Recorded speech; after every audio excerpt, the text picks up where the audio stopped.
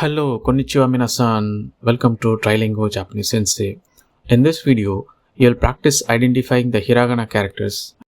Take your time, think carefully, and enjoy learning Japanese. Let's start the hiragana quiz. Me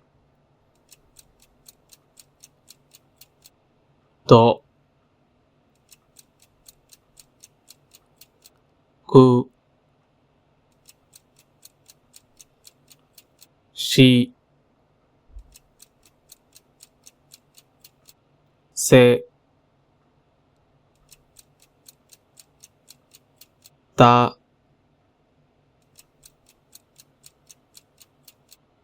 o ru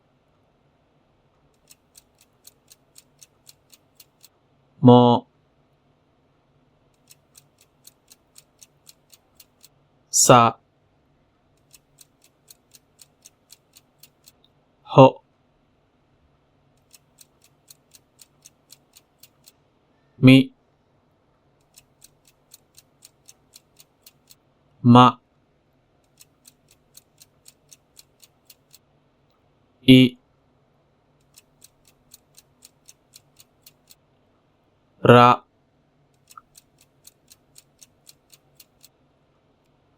u ke su ro ka ya a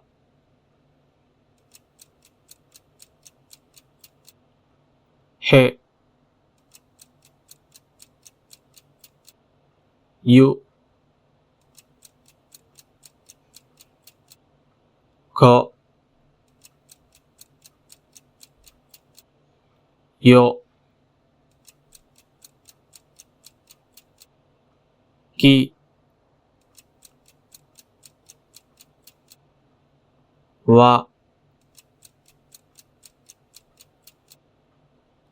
re ni n ha so no hu na chi mo hi te ne e nu tsu ri wo.